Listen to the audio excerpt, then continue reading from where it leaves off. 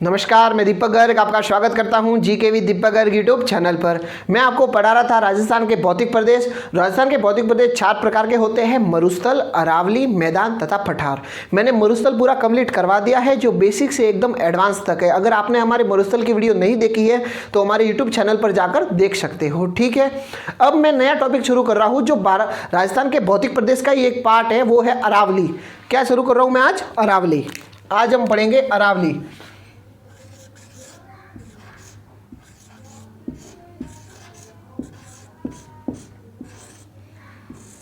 अरावली, ठीक। सर्वप्रथम मैं अरावली के नामों के बारे में आपको बताऊंगा कि अरावली का क्या नाम है, पहले क्या था, अब क्या है, ठीक।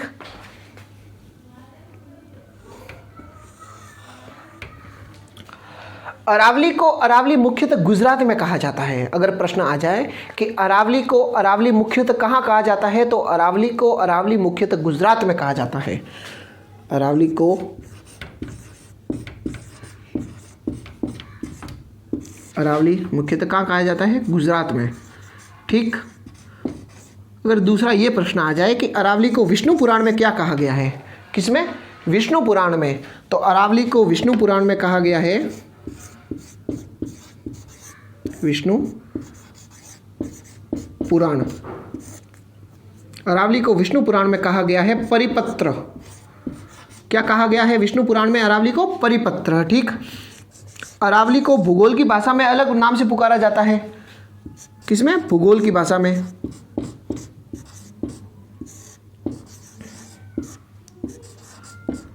तो अरावली को भूगोल की भाषा में क्या कहा जाता है? मेरू, ठीक। अगर बात करें कि अरावली को राजस्थानी भाषा में क्या कहा जाता है? राजस्थानी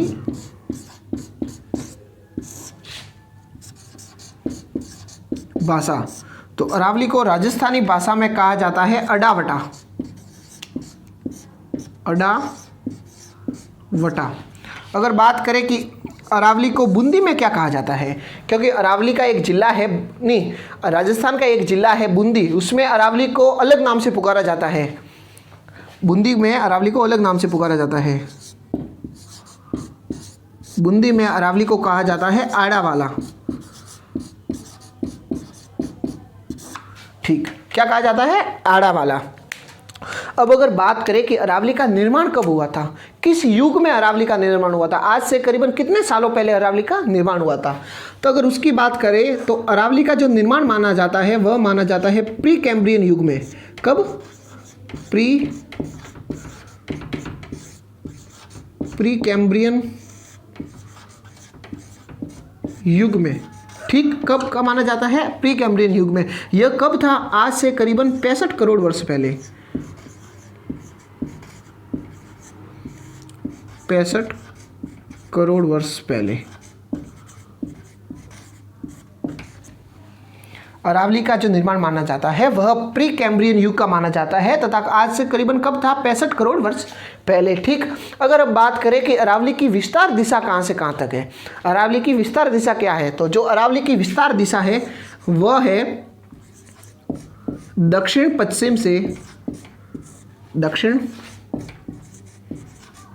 पश्चिम से उत्तर पूर्व की ओर। कहाँ से कहाँ तक है? दक्षिण पश्चिम से उत्तर पूर्व की ओर, या उत्तर पूर्व से दक्षिण पश्चिम की ओर, ये दोनों है, ठीक है। अगर प्रश्न आ जाए कि अरावली की दिशा या अरावली के विस्तार शुद्ध हिंदी में किस में है, शुद्ध हिंदी में जो 10 दिशा होती है उनमें से किस दिशा में अरावली का विस्तार है, तो जो अरावली का विस्तार है शुद्ध हिंदी में वह है आग्नेय वायव्य दिशा में।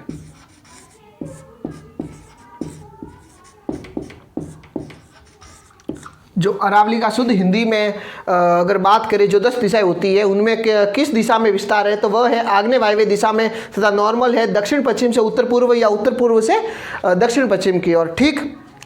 अगर हम बात करें कि अरावली की जो कुल लंबाई है या कितनी है, अरावली की कुल लंबाई है वह है 692 किलोमीटर।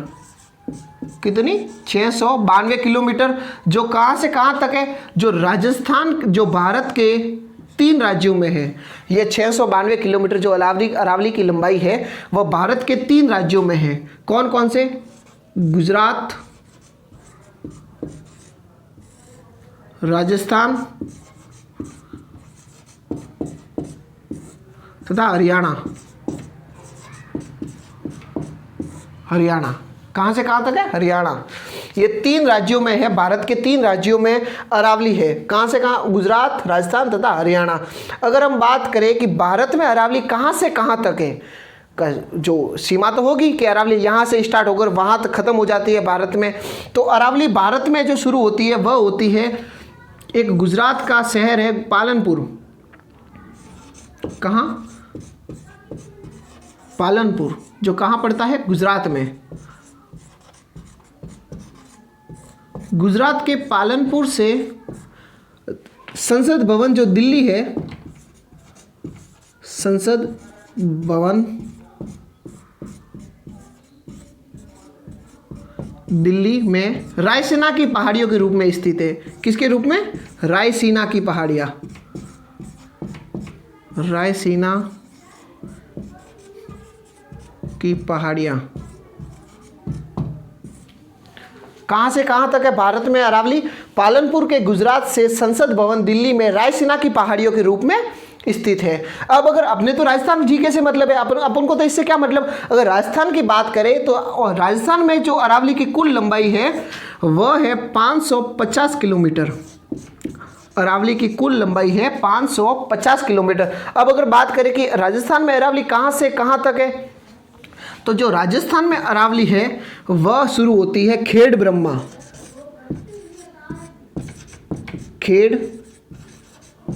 खेड़ ब्रह्मा कहाँ आया हुआ है? ये सिरोही में।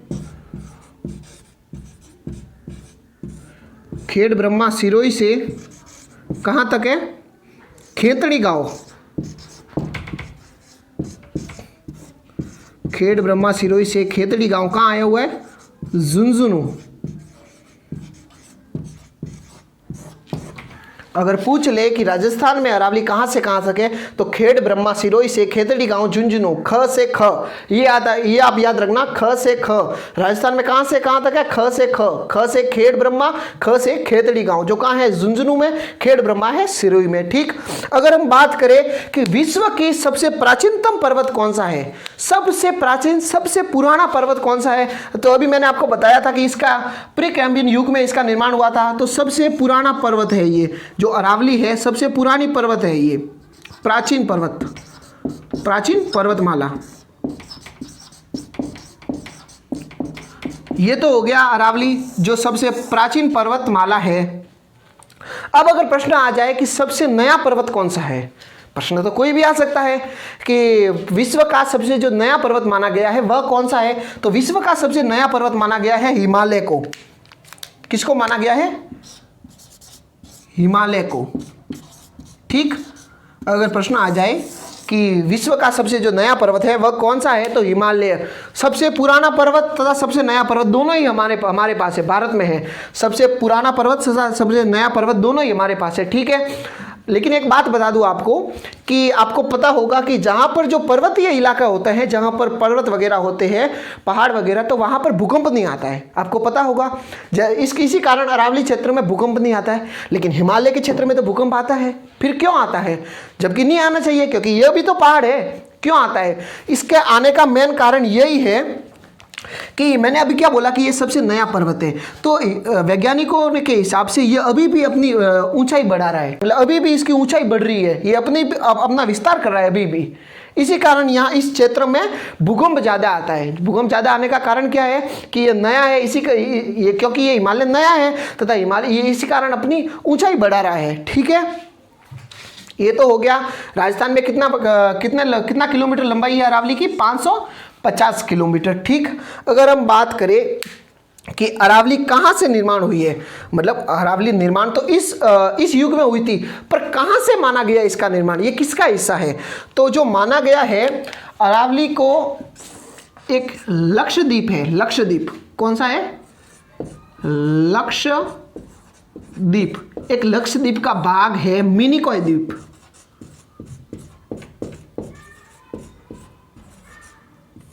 मिनिकॉय द्वीप। अरावली का निर्माण इससे माना गया है, अरावली का निर्माण इससे माना गया है मिनिकॉय द्वीप से, तथा ये कहाँ पर आया हुआ है, ये लक्षद्वीप के पास है, ये लक्षद्वीप के वहाँ है। अगर पूछ ले कि अरावली का निर्माण किससे माना गया है, तो मिनिकॉय द्वीप जो कहाँ पर है, लक्षद्वीप के पास। अगर एक प्रश्न आ जाए कि अरावली का पिता किसे कहा जाता है, अरावली का पिता, कि अरावली का पिता किसे कहा जाता है, तो अरब सागर को कहा जाता है।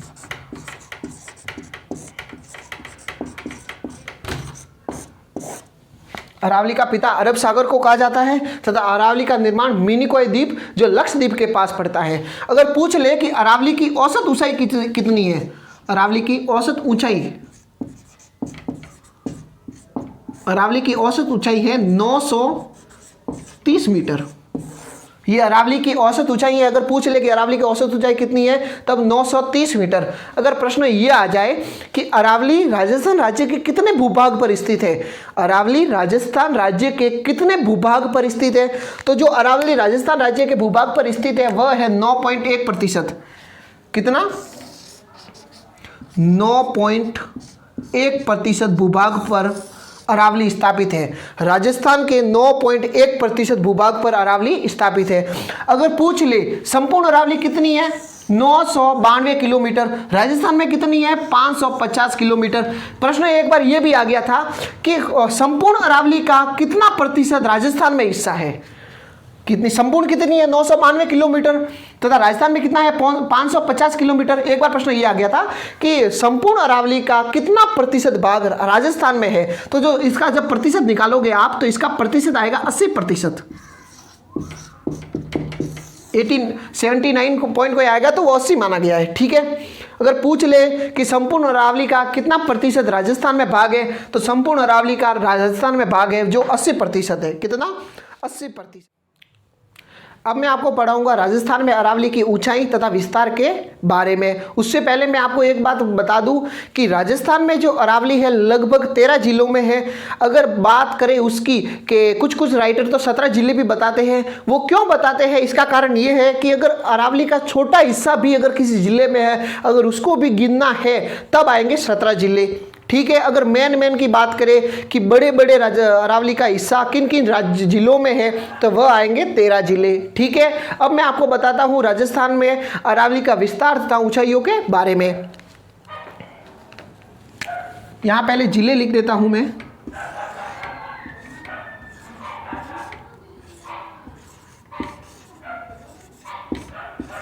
सिरोही, दूसरे नंबर है उदयपुर,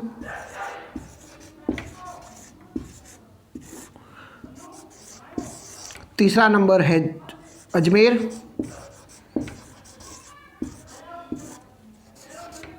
चौथा नंबर है जयपुर। आप सोच रहे होंगे मैंने ये क्या लिखा है, अभी मैं आपको बताता हूँ। अगर प्रश्न ये आ जाए कि अरावली की सर्वाधिक ऊंचाई कहाँ पर है या किस जिले में है, प्रश्न आ जाए कि अरावली की सर्वाधिक किस जिले में ऊंचाई है, तो वह है सिरोही में। सिरोही में क्या है, अरावली की सर्वाधिक ऊंचाई, अरावली की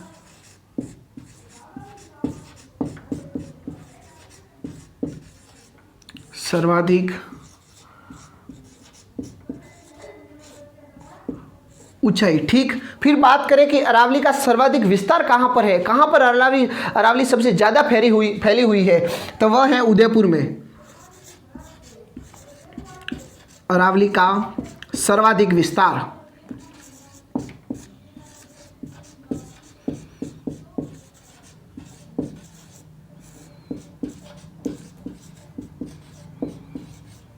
अरावली का सर्वाधिक विस्तार किस जिले में है, उदयपुर में। अब अगर बात करें कि अरावली का सबसे न्यूनतम विस्तार किस जिले में है, तो वह है अजमेर। अजमेर में क्या है, अरावली का न्यूनतम विस्तार, अरावली का न्यूनतम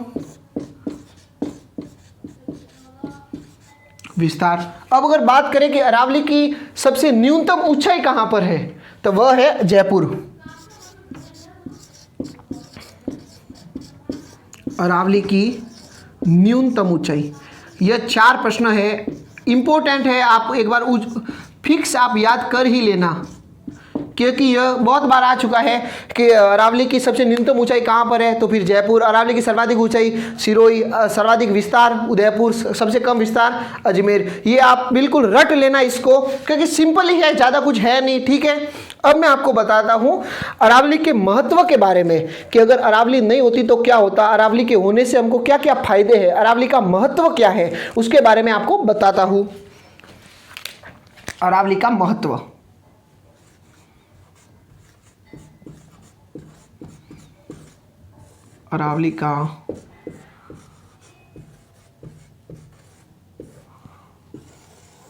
अरावली का महत्व, ठीक है। अगर सबसे इंपॉर्टेंट महत्व की बात करें अरावली के, तो वह है पहला, अरावली क्या करती है, मरुस्थल तथा गैर मरुस्थल का विभाजन करती है। गैर मरुस्थल तथा मरुस्थल का विभाजन, मरुस्थल का विभाजन। अरावली क्या करती है, मरुस्थल तथा गैर मरुस्थल का विभाजन करती है। फिर अगर दूसरा कहे तो अरावली धात्विक तथा अधात्विक खनिजों से परिपूर्ण है तथा संपन्न है। अरावली धात्विक तथा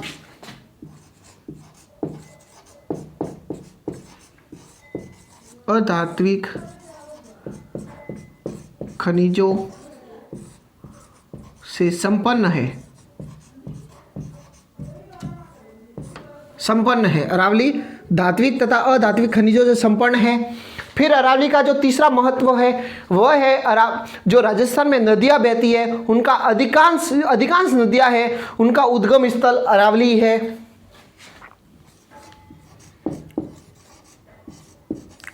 अधिकांश नदियों का उद्गम स्थल, अधिकांश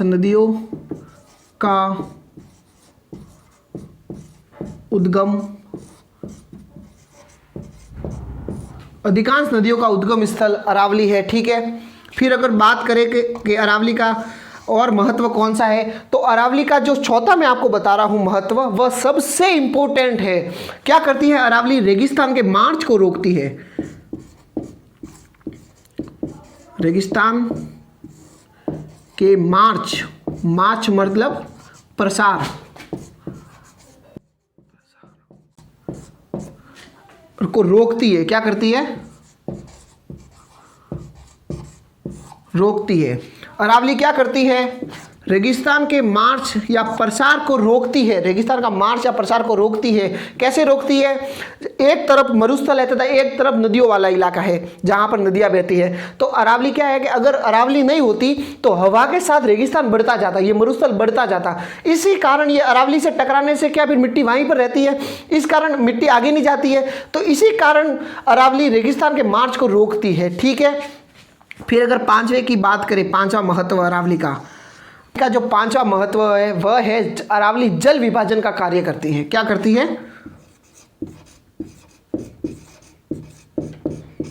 अरावली जल विभाजन का कार्य करती है, विभाजन का कार्य करती है।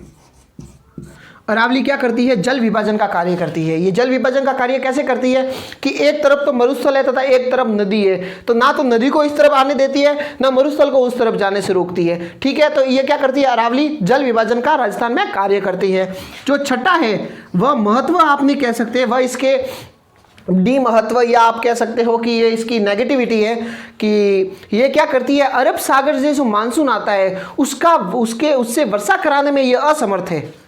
क्या कहा मैंने, अरब सागरीय मानसून, अरब सागरीय मानसून से वर्षा कराने में असमर्थ है। ये इसकी नेगेटिविटी है, कराने में, वर्षा कराने में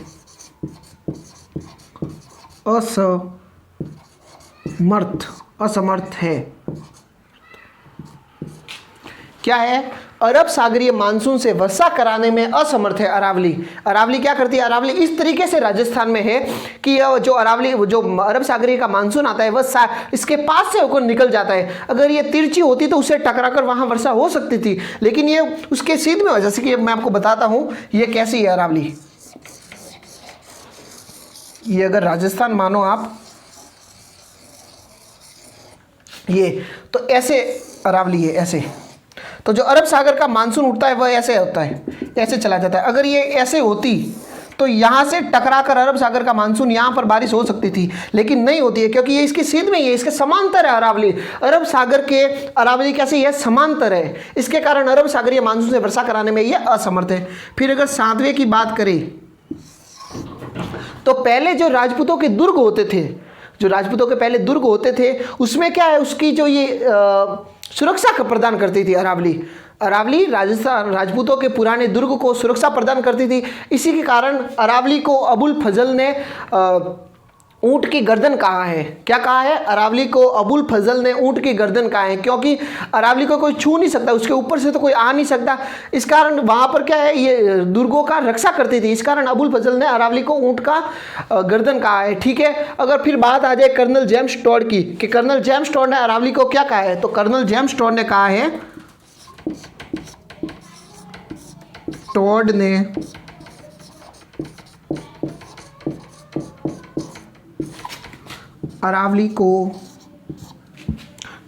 अरावली को राजपूतानों की सुरक्षा दीवार कहा है। क्या कहा है? राजपूतानों की सुरक्षा दीवार।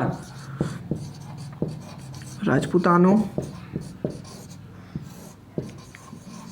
की सुरक्षा दीवार कहा है। क्या कहा है? टॉड ने अरावली को राजपूतानों की सुरक्षा दीवार कहा है। ठीक है। ये तो हो गई राजस्थान में अरावली के महत्व के बारे में। अब अगर बात करें कि अरावली बहुत बड़ी है, तो अरावली को ऐसे नहीं पढ़ा जा सकता। तो अरावली को मुख्यतः 3 भागों में बांटा गया है।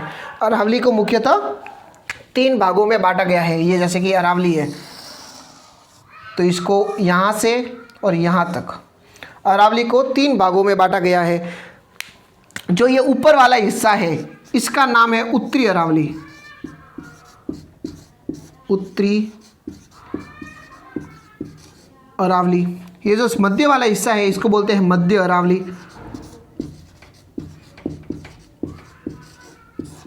ये तीसरा हिस्सा जो है ये इसको बोलते हैं दक्षिण अरावली। दक्षिण अरावली इसे बोलते हैं दक्षिण अरावली। लेकिन मैंने जैसी बनाई है वैसी अरावली नहीं है, ये ऐसे अरावली है, ऐसे है। ठीक है। ये मध्य से सक्रिय है। एक बात ध्यान रखना कि जो ये अरावली है ये उत्तर से तथा दक्षिण में तो है चौड़ी है, यहाँ से तथा यहाँ से तो चौड़ी है, तथा मध्य से सक्रिय है, पतली है, मध्य से ऐसी है। ये तो मैंने आपको समझाने के लिए बताया है। ठीक है। फिर इसके 3 हिस्से हुए हैं। पहले हिस्से को नाम दिया है उत्तरी अरावली, मध्य वाले को दिया है मध्य अरावली, तथा लास्ट वाले को दिया है दक्षिण अरावली। हम नेक्स्ट वीडियो में क्या करेंगे, एक एक को लेंगे तथा एक एक को डीप पे पढ़ेंगे। ठीक है। अगर